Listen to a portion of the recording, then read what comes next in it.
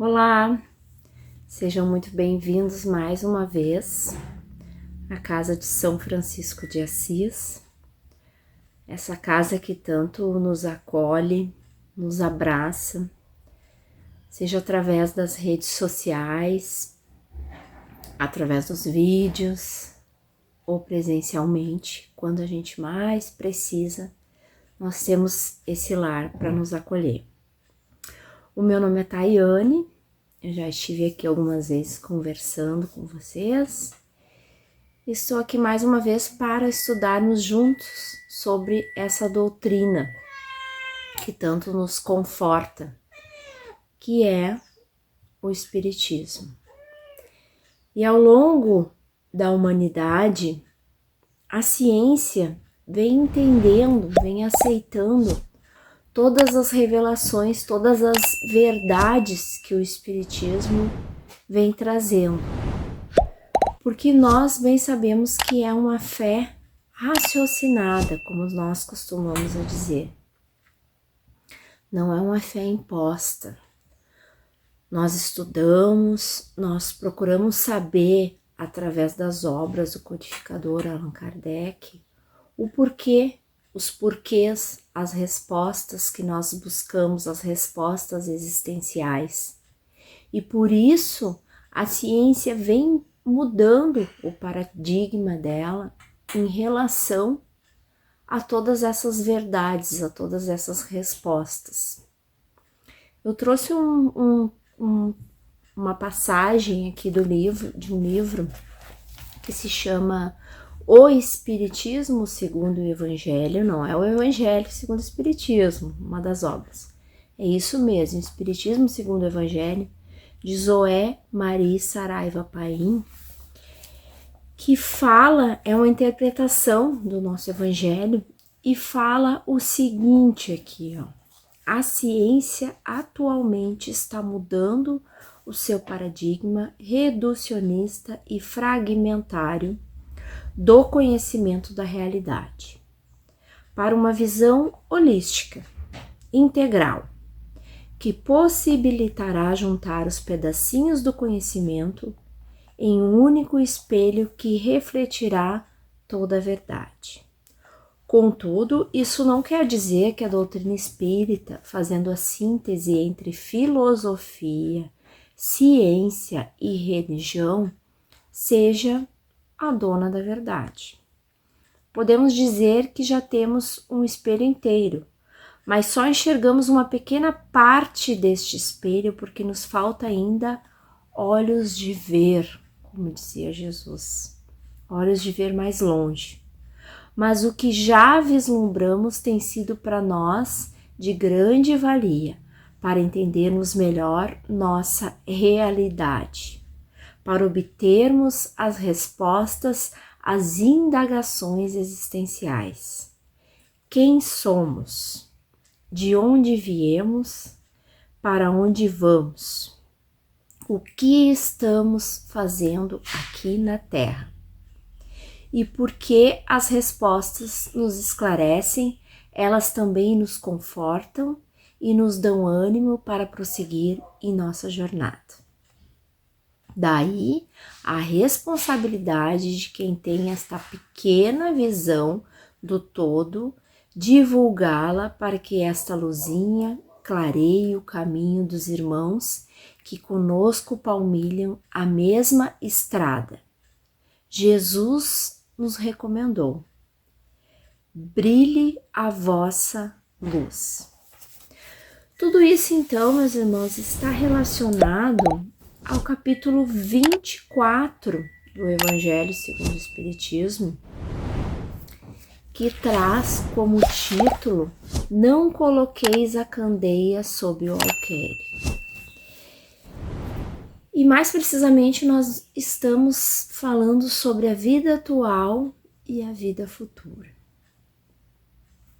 E nós, como espíritas, para que a gente consiga brilhar a nossa luz, não adianta nós dizermos apenas que somos espíritas.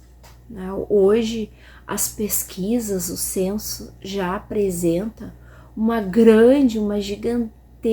gigantesco crescimento nas respostas das pessoas se dizendo espíritas, né? Mas mais do que eu me dizer espírita, eu tenho algumas obrigações, né? Já que o espiritismo me traz todo esse conhecimento de onde eu vim, o que eu estou fazendo aqui na Terra, para onde nós vamos, nós precisamos fazer jus a tudo que nós estamos estudando e aprendendo. E o nosso primeiro dever como espíritas começa pela nossa reforma íntima, através da prática do amor. O nosso segundo dever é estudar cada vez mais para que possamos aumentar a nossa capacidade de iluminação própria. E o nosso terceiro dever é divulgar a doutrina. Divulgar com propriedade os ensinamentos que nós estudamos. Divulgar as obras básicas do nosso codificador Allan Kardec, que vai trazer todos os esclarecimentos para mais pessoas ainda, né? Mas, primeiramente, nós precisamos buscar a nossa reforma íntima. Por quê? Porque nós bem sabemos que as pessoas aprendem mais, se espelham mais através do exemplo do que somente falarmos que somos espíritas, né? Falarmos da doutrina.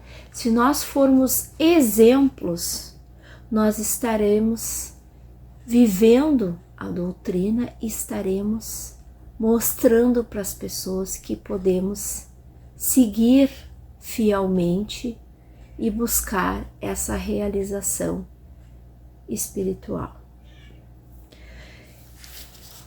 Nós precisamos buscar a nossa reforma íntima, não somente para a gente ser exemplo, mas também por nós.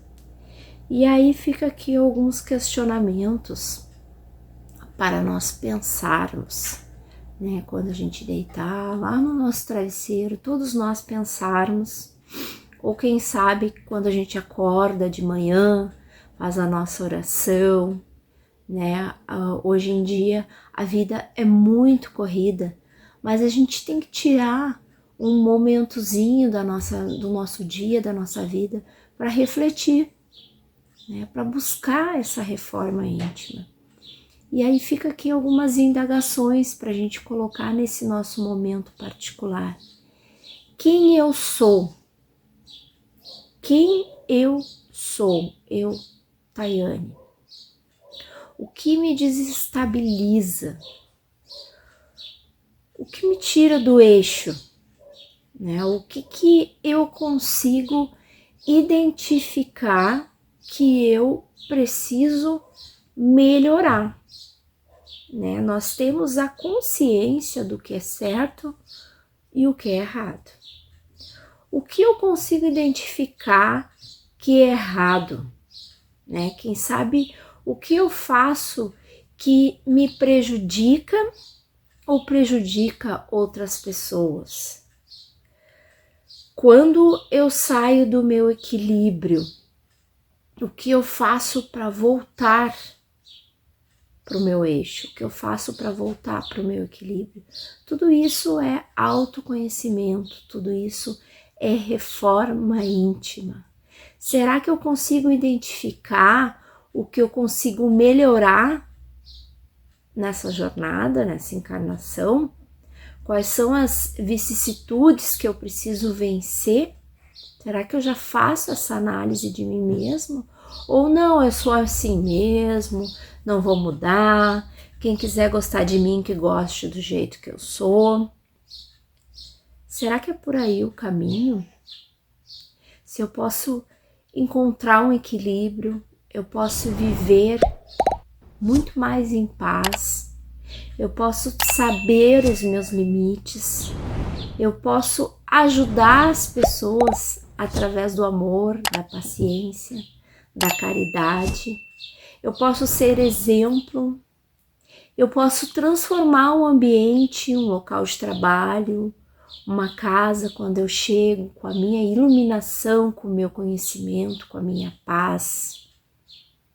Então tudo isso faz parte de nos conhecermos, de entendermos quem nós somos, o que estamos fazendo aqui, o que eu realmente preciso melhorar nesta encarnação. Muitas vezes nós ficamos buscando respostas, né? Qual a minha missão, né? Que missão que eu tenho aqui na Terra, o que eu vim fazer aqui? E muitas vezes a nossa missão, se não a maioria das vezes, é a reforma íntima, é nos melhorarmos, porque isso automaticamente vai melhorar a vida de muitas pessoas ao nosso redor. A partir do momento que eu vou me aprimorando, tudo ao meu redor vai se aprimorando. O meu olhar vai se abrindo para outras coisas, né? Se eu estou bem, o meu olhar vai se abrir para a humanidade, para as outras pessoas, para ajudar o próximo, para preservar a natureza, para o bem-estar comum. Se eu estou bem, eu vou ser um ser humano que vai contribuir para a vida de muitas pessoas. Falando agora sobre a nossa segunda missão como espíritas aqui: estudar, nos aprimorar, aprender cada vez mais para abrir a nossa mente, entender todos os porquês, não apenas aceitar.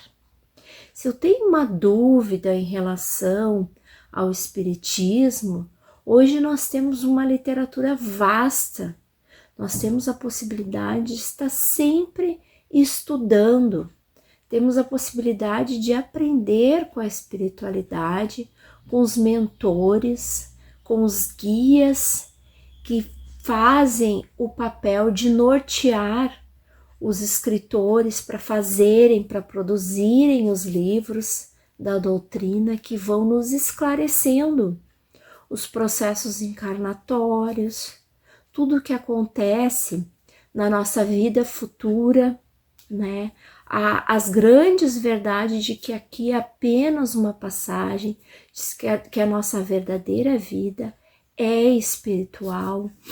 Tudo isso é muito importante, mas quando nós vamos estudando, quando nós vamos nos aprimorando, nós não podemos esquecer de não julgar quem ainda não está nesse patamar de buscar o estudo, de buscar as compreensões, né? Quem ainda não está buscando a reforma íntima, né? Se hoje eu sou uma pessoa mais calma, mais equilibrada, eu não posso julgar aquele irmão que ainda se desestabiliza, que ainda não encontrou o seu autoconhecimento, que ainda não encontrou o seu equilíbrio, né? Eu não posso julgar as pessoas que não acreditam no que eu acredito, né? Nós temos sempre que lembrar da humildade. Olha o grande exemplo que nós tivemos, que foi Jesus Cristo, né? Esse grande exemplo de moral e de conduta que nós tivemos, e ele sempre agiu com muita humildade, né? Ele tinha um grande conhecimento, inclusive ele falava por parábolas, né? Para que as pessoas que tivessem a capacidade de interpretar elas, interpretassem no seu tempo, né? No seu tempo de conhecimento.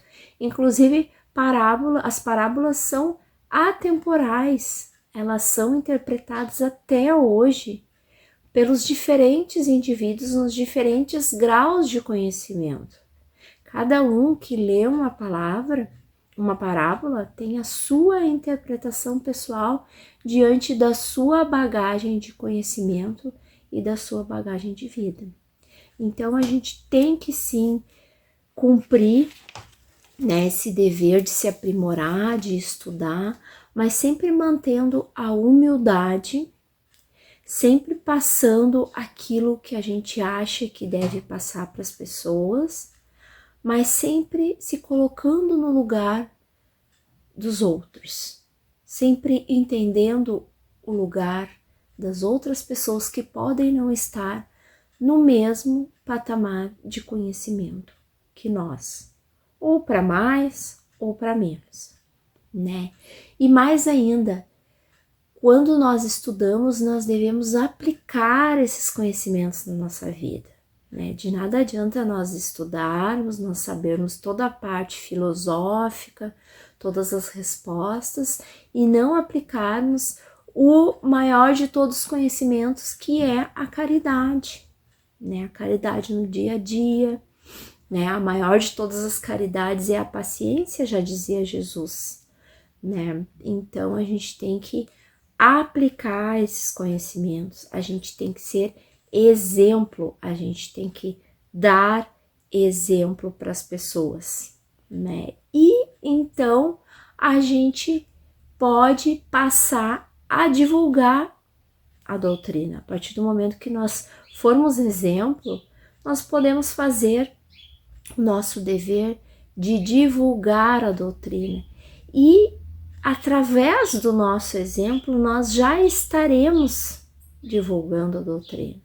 Através de uma palavra amiga nós estaremos divulgando, através da paciência, através da indulgência, nós estaremos divulgando a doutrina. Para aqueles mais curiosos, nós poderemos estar falando sobre as obras que nós lemos, sobre a grande descoberta do Espiritismo, sobre todo o processo de desenvolvimento do Livro dos Espíritos, né? Sobre a forma que foi desenvolvido, sobre o fenômeno, sobre o método das mesas girantes, sobre Allan Kardec em Paris, quem ele era. Todo esse conhecimento que a gente vai adquirindo, a gente vai passando para aqueles mais curiosos. Mas se nós formos exemplo, nós já estaremos divulgando o Espiritismo. E como disse Jesus no Evangelho, brilhe a vossa luz, brilhe a luz do conhecimento, brilhe a vossa luz. Que nós sejamos, meus irmãos, luz, que todos os lugares onde nós chegarmos, a gente possa ser luz. Como diz a oração de Chico Xavier, que eu leve a luz, que eu leve a paz, né? Que eu seja o entendimento, que eu seja o conforto aonde eu chegar. Que eu possa ser um instrumento da espiritualidade de luz aonde eu estiver. Que todos nós possamos ser, que todos nós possamos aplicar esses conhecimentos no nosso dia a dia para fazermos a nossa vida melhor, cumprirmos o nosso aprimoramento moral e intelectual e, por consequência, fazer a vida das pessoas ao nosso redor melhor. Fica aqui o meu abraço e um até breve.